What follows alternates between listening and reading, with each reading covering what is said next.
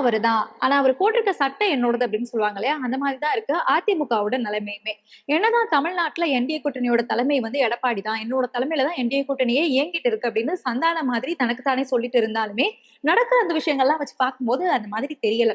ஏன்னா கடந்த 1 மாசமாவே என்டிஏ கூட்டத்துக்காக எடப்பாடி பழனிசாமி பல கூட்டங்கள போட்டு கூட்டத்த திரட்டணும் அப்படின்னு திரட்டி இருந்தாலுமே, காலி சேர் தான் மிஞ்சிருக்கு. இந்த காலி சேர பார்த்து கதற கதற நேத்து பிரதமர் மோடி அவர்கள் தமிழகத்துல என்டிஏ ஆட்சி அமையும், இரட்டை இன்ஜின் ஆட்சி அமையும் அப்படின்னு பேசிட்டு போறாரு. அதுக்கு அடுத்ததா எடப்பாடி பழனிசாமி வந்து பேசுறாரு. அவரு பேசும்போது 210 தொகுதிகளிலுமே வென்று அதிமுக ஆட்சி அமைக்கும் அப்படின்னு பேசுறாரு. இப்படி ஒரே மேடையில 2 பேரும் மாத்தி மாத்தி தான் பேசிட்டு இருக்காங்க. பத்தாதுக்கு அப்படின்னு இத்தனை நாள் வரைக்கும் எனக்கு வந்து தொகுதி குடுங்க அப்படின்னு சொல்லி கேட்டுட்டு இருந்த பாஜக இப்போ உங்களுக்கு இந்தாங்க இத்தனை தொகுதி அப்படின்னு சொல்லக்கூடிய லெவலுக்கு வளர்ந்து நிக்குது. அந்த லெவலுக்கு எடப்பாடி பழனிசாமி மாத்தி வச்சிருக்காரு. ஆனா நான் தான் தலைமை, அதிமுக தான் தலைமை அப்படிங்கிற ஒரு பெருமை இருக்கு. அதை தாண்டி இன்னைக்கு டெல்லிக்கு பயணம் போயிருக்கிறாரு பிரதமர் மோடி அவர்கள். இங்க வந்துட்டு போயிருக்காரு. பியூஷ் கோயல் இருக்காங்க. இவங்க எல்லாம் இருக்கும்போது இங்கே அந்த தொகுதி பங்கீடுகள் எல்லாமே பேசி முடிச்சிருந்திருக்கலாம். எடப்பாடி பழனிசாமி அவர் சொல்ற மாதிரி தலைமையா இருந்திருந்தா.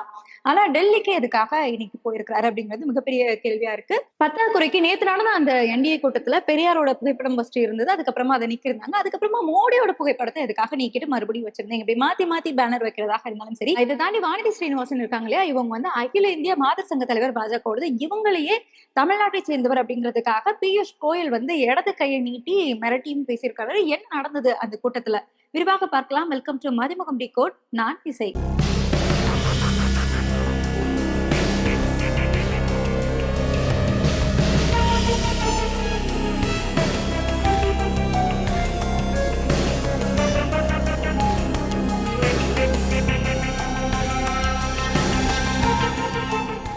டயா பூஸ்டர் சுகரை கண்ட்ரோல் பண்ணும், உங்க ஆரோக்கியத்தை மீட்டு தரும். சர்க்கரையை கட்டுப்படுத்துறதுக்கான எளிமையான வழிமுறை, இயற்கையான வழிமுறை. அனைத்து மருந்து கடைகளிலும் கிடைக்கும். கடந்த 1 மாசமாவே நேத்து நடந்த அந்த என்டிஏ கூட்டத்துக்காக அதிமுக பல கூட்டங்களை போட்டு அங்க வந்து நிறைய அணி திரட்டணும், கூட்டம் கூட்டமா கூட்டிட்டு வரணும். பிரதமர் மோடி வரும்போது இதுக்கு முன்னாடி வந்து எத்தனை கூட்டணிகள் நம்ம கிட்ட இருக்காங்களோ அது வந்து காட்டணும் அப்படின்னு சொன்னாங்களே, அந்த மாதிரி எங்க பின்னாடி இத்தனை கூட்டம் இருக்கு தமிழகத்துல அப்படிங்கறத வெளிப்படுத்தணும் அப்படிங்கிறதுக்காக கடந்த 1 மாசமாவே பல வேலைகள் எல்லாமே செஞ்சு கூட்டத்தை திரட்டி இருந்தாலுமே அங்க மிஞ்சினது என்னமோ காலிச்சேர் தான். இந்த காலிச்சேரை வச்சுட்டு அதுவும் பிரதமர் மோடி அவர்கள் வந்து இந்த தடவை ஹிந்தில பேசல, ஆங்கிலத்துல பேசிட்டாரு அப்படின்னு சொன்னாங்க. காலிச்சேரை பார்த்து ஹிந்தில பேசினா என்ன, ஆங்கிலத்துல பேசினா என்ன, தமிழ்ல பேசினா என்ன, அதுவும் தமிழ்நாட்டுல தேர்தல் வருது அப்படின்னாலே பிரதமர் மோடிக்கு வந்து தமிழ் மேல பாசம் வந்து அப்படியே பொங்கிட்டு வரும். தமிழ்நாட்டிலே பாய் போட்டு படுத்துருவாங்க பாஜகவோட தலைவர்கள் எல்லாருமே. இப்பவுமே பார்த்தா தெரிஞ்சிருக்கும், மாசத்துல 3/4 நாள் பாஜக தலைவர்கள் எல்லாமே தமிழகத்துலதான் இருக்கிறாங்க. தேர்தல் வரும்போது தமிழ் மேல பாசம் வரும், பாயாசம் வரும், உயிர் மூச்சாக்கும். அதே தேர்தல் முடிஞ்சிருச்சு அப்படின்னா வெளியே போய் தமிழர்கள் வந்து திருடர்கள் ஆவாங்க, மற்ற மாநிலத்தவர்கள் வந்து கொடுமைப்படுத்தக்கூடியவர்களா சித்தரிக்கக்கூடிய வேலைகள் எல்லாமே பாஜக தலைவர்கள் வந்து செஞ்சுட்டு இருப்பாங்க. பிரதமர் மோடி வந்து வெளிப்படையாவே செஞ்சிருக்காரு. நம்ம சமீபத்துல பீகார்லயே நம்ம வந்து பார்த்துருப்போம். இப்படி தேர்தல் வந்த உடனேயே காலிச்சேரை பார்த்து கதறி கதறி என்டிஏ ஆட்சி அமையும், இரட்டை இன்ஜின் ஆட்சி அமையும், திருப்பரங்குன்றத்தை நாங்க கையில எடுப்போம், முருக பக்தர்கள் எல்லாருமே வந்து ஓட்டு போட்டு திமுகவை காலி செய்ய போறாங்க, அதாவது அந்த மத அரசியலை மறுபடியும் கையில எடுத்திருக்காங்க. குறிப்பா திருப்பரங்குன்றம் விஷயத்தை வந்து மறுபடியும் கையில எடுத்து பிரதமர் மோடி வந்து பேசியிருந்தாரு.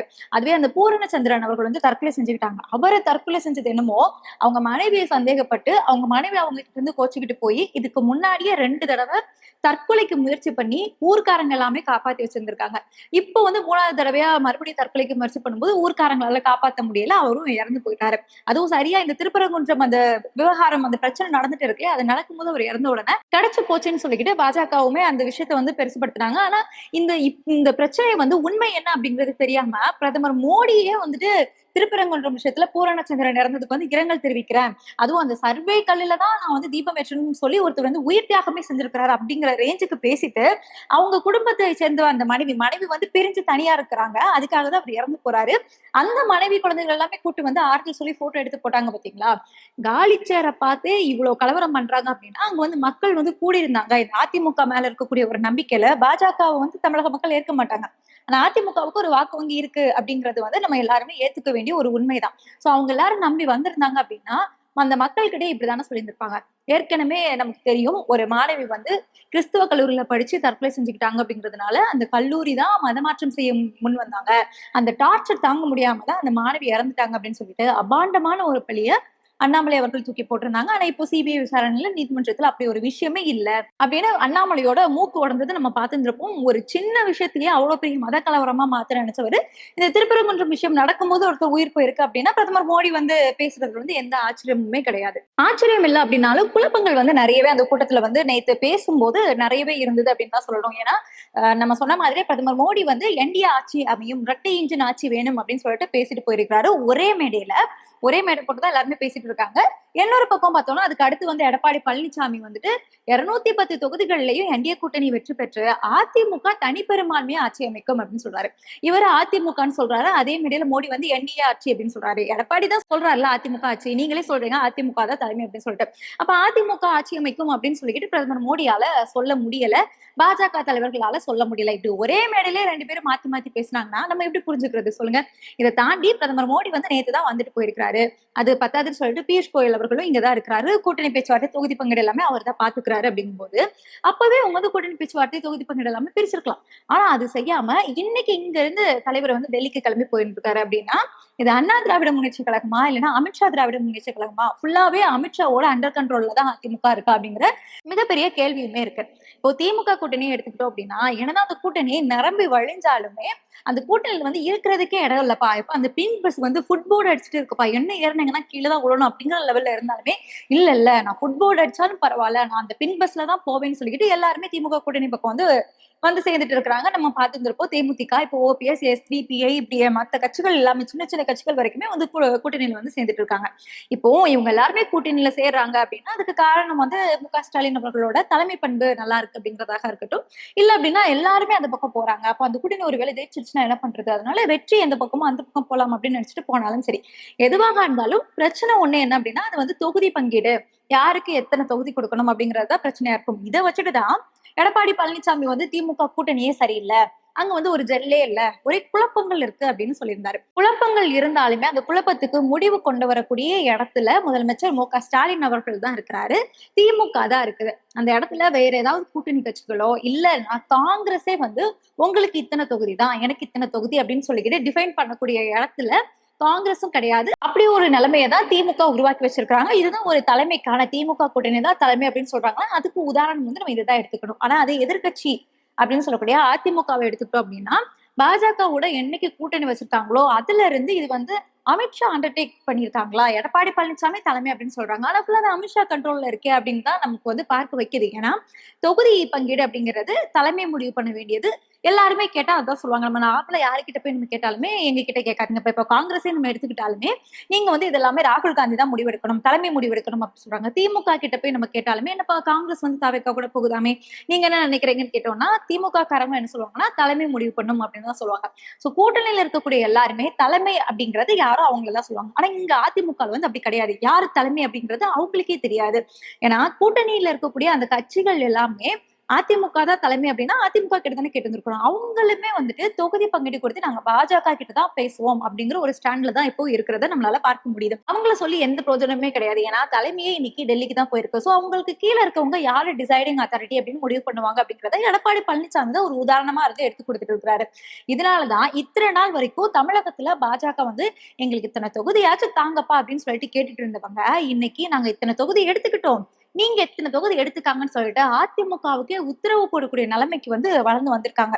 அதாவது பாஜக எத்தனை தொகுதிகள்ல நிக்க போறாங்க, எந்தெந்த தொகுதிகளை நிக்க போறாங்க அப்படின்ற லிஸ்டையே ரெடி பண்ணிட்டாங்க. குறிப்பா கோவில்கள் எங்கெல்லாம் அதிகமா இருக்கும் அந்த இடத்துல எல்லாமே பாஜக நிக்க போறதா அவங்க லிஸ்ட் முடிவு பண்ணிட்டாங்க. திருப்பரங்குன்றமாக இருக்கட்டும், திருச்செந்தூராக இருக்கட்டும், ஸ்ரீவைகுண்டம், இந்த மாதிரியான கோவில்கள் இருக்கக்கூடிய பிளேஸ்ல நாங்க வந்து மத கலவரம் பண்ணி எப்படியாவது நாங்க ஜெயிச்சிருவோம், அதுல உங்களுக்கு ஓட்டு வங்கி அதிகமாக இருக்கோ இல்லையோ, யார் நிக்க போறீங்களோ இல்லையோ எங்களுக்கு அது வந்து வேணும் அப்படிங்கிற லிஸ்ட் ரெடி பண்ணி தான் அதிமுக கிட்ட கொடுத்திருக்காங்க. அதை கன்ஃபார்ம் பண்றதுக்காக தான் இன்னைக்கு தலைவர் வந்து டெல்லிக்கு போயிட்டு இருக்கிறாரு. மொத்தமா 60 சீட் பாஜக வேணும் அப்படிங்கிற ஒரு கோரிக்கை வச்சிருக்காங்களாமா. 35 சீட் பாஜகவுக்கு, 15 சீட் அமமுகவுக்கு, 10 சீட் வந்து பாமகக்குன்னு ஒரு லிஸ்ட ரெடி பண்ணி வச்சுட்டு தான் பியூஷ் கோயல் வந்து எடப்பாடி பழனிசாமி கிட்ட போய் பேசியிருக்காங்க. அதை கன்ஃபார்ம் பண்றதுக்கு இன்னைக்கு அவரு போயிருக்காரு. இப்படி ஒரு நிலைமை உருவாகிறதுக்கு இன்னைக்கு எடப்பாடி பழனிசாமி தான் காரணமா இருக்கிறாரு அப்படிங்கறத நம்ம நேத்து நடந்த அந்த என்டிஏ கூட்டணியில நடந்த ஒரு சில விஷயங்களை வச்சு நம்மளால புரிஞ்சுக்க முடியும். நம்ம ஆரம்பத்துல பார்த்திருந்திருப்போம், பெரியார் புகைப்படத்தோட இருக்கக்கூடிய பேனர் வச்சுதான் அந்த ஏற்பாடுகள் எல்லாமே நடந்துட்டு இருந்தது. அதுக்கப்புறமா பெரியாரோட புகைப்படம் காணாம போச்சு. என்னன்னு பார்த்தோம்னா பாஜகவுக்கு பெரியார வந்து பிடிக்காது, பெரியார பாஜக எதிர்க்கிறாங்க அப்படிங்கிற ஒரே காரணத்துக்காக பெரியாரோட சித்தாந்தத்தை ஏத்துக்கிட்ட அண்ணா திராவிட முன்னேற்ற கழகம், திராவிட முன்னேற்ற கழகம் வந்து பெரியாரோட புகைப்படத்தை நீக்குறாங்க. இப்படி நாங்க எவ்வளவு அடிச்சாலும் தாங்குவோம்ப்பா அப்படிங்கிற மாதிரி, எவ்வளவு நாள் நாங்க வளைவோங்க, நாங்க வந்து வளைஞ்சுக்கிட்டே இருப்போம் அப்படின்னு எடுத்தோம் அப்படின்னா, இந்த மாதிரியான தொகுதி பங்கீட்டுக்கு கூட அதிமுகவும் முன்னிறுத்தாத நிலைமையதான் அமித்ஷா வந்து முன்னிறுத்துவாரு அப்படிங்கறத நம்ம பார்க்கணுமே தாண்டி, சரி பெரியார் புகைப்படத்தை எடுக்கிறீங்க, மோடியோட புகைப்படத்தை எதுக்காக 2 தடவை மாத்துறீங்க? ஒரே நடந்தது ஒரே ஒரு கூட்டம் தான். ஆனா பேனர் மட்டும் மாறி மாறி மாறி மாறி எத்தனை தடவை மாத்துவீங்க அப்படின்னு பார்த்தோம்னா, மோடியோட முதல்ல இருந்த புகைப்படத்துல வந்து மோடி வந்து பீஸ் காட்டுற மாதிரி வச்சிருந்திருக்காங்க. இந்த பீஸ் காட்டக்கூடிய இது வந்து பீஸ் கூட கிடையாது, விக்டரி சிம்பல். இந்த விக்டரி சிம்பல் வந்து ரெட்டை இலை மாதிரி இருக்கு. நான் வந்து ரெட்டை இலைக்கு வாக்கு கேட்கிற மாதிரி இருக்கு. பாஜக ரெட்டை இலைக்கு வாக்கு கேட்கணுமா? நீங்க என்னோட கூட்டணியில இருக்கலாம், ஆனா நாங்க வந்து உங்களை அழிக்கணும்னு தானே கூட்டணியில வந்திருக்கோம். நாங்க எப்படி உங்களுக்காக வாக்கு கேட்க முடியும் அப்படின்னு சொல்லிட்டு அந்த ரெட்டை இலை சின்னம் இருக்கக்கூடிய அந்த போட்டோவை மாத்துங்க, வேஸ்ட் போட்டு வணக்கம் சொல்ற மாதிரி. ஏன்னா தமிழகத்துல தேர்தல் வேற வருது இல்லையா, அந்த பாரம்பரியமான ஒரு போட்டோ வைங்க அப்படின்னு சொல்லிட்டு பாஜக சொல்ல இப்ப அதிமுகவுமே அந்த ஏற்பாடுகள் எல்லாம் செஞ்சுட்டு இருந்து அதிமுகவுமே அதை மாத்திருக்காங்க. சோ ஒரு பேனர்ல கூட அதிமுகவுக்காக ஓட்டு கேட்க கூடாது, அதிமுகவுக்கு அது சாதகமா இருக்கக்கூடாது அப்படிங்கிறதுல பாஜக ரொம்ப தெளிவா இருக்கிறாங்க. ஆனா அதிமுக அவங்க நிலைப்பாட்டுல தெளிவா இருக்கிறாங்களா, நான் தான் தலைமை அப்படிங்கறதால தெளிவா இருக்காங்களா அப்படிங்கிறது $1,000,000 கொஸ்டினா தான் இருக்கு. இதை தாண்டி இன்னொரு பக்கம் அதிமுகவை தான் நீங்க மதிக்கல, அட்லீஸ்ட் உங்க கட்சியில இருக்கக்கூடிய பெண்களையாவது மதிப்பீங்களா அப்படின்னு பார்த்தோம்னா அதுவும் கிடையாது. பெண்களுக்கு மதிப்பு அப்படிங்கிறது வந்து அவங்களோட ஹிஸ்டரியிலேயே கிடையாது. எங்களோட வாழ்க்கையிலேயே பாஜகவோட அந்த வரலாற்றிலேயே நாங்க வந்து பெண்களை வந்து என்னைக்குமே மதிக்கவே மாட்டோம் அப்படிங்கறத மறுபடியும் ப்ரூவ் பண்ணியிருக்காங்க. வானதி ஸ்ரீனிவாசன் அக்கா இருக்காங்க இல்லையா, அவங்க வந்து பாஜகவோட மாதர் சங்கம் அகில இந்திய பொறுப்புல இருக்கிறாங்க. அந்த அகில இந்திய பொறுப்புல இருக்க ஒருத்தங்களையே ஒரு பெண் வானதி ஸ்ரீனிவாசனே கிரவுண்டுக்குள்ள வந்து கார்ல வராங்க.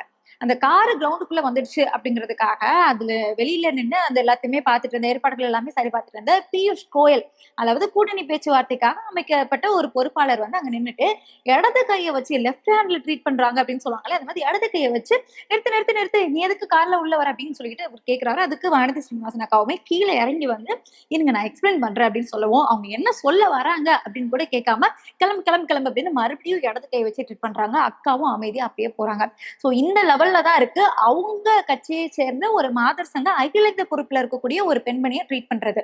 சோ அவங்க வந்து கூட்டணி கட்சியில இருக்கவங்களையும் மதிக்க மாட்டாங்க, அவங்க கட்சிக்குள்ள இருக்கக்கூடிய பெண்களையும் மதிக்க மாட்டாங்க அப்படிங்கிற லெவல்ல தான் பாஜக இருக்கு. ஆனா இந்த பாஜகவுக்கே அடிமை சாசனம் எழுதி வச்சுட்டு அண்ணா திராவிட முன்னேற்ற கழகமா இல்லைன்னா அமித்ஷா திராவிட முன்னேற்ற கழகமா அப்படின்னு மக்களே கேள்வி கேட்கக்கூடிய லெவலுக்கு எடப்பாடி பழனிசாமி நடந்தது மட்டும் இல்லாம தொகுதி பங்கீட்டுக்காக இன்னைக்கு டெல்லிக்கு வேற போயிருக்கிறாரு. சோ அதிமுகவுக்கு அமித்ஷா அவர்கள் எத்தனை தொகுதி கொடுக்க போறாங்க அப்படிங்கறது கூடிய சீக்கிரமா தெரிய வரும். என்ன அப்படிங்கறத பொறுத்திருந்து தெரிஞ்சுக்குவோம். இணைந்திருங்கள்.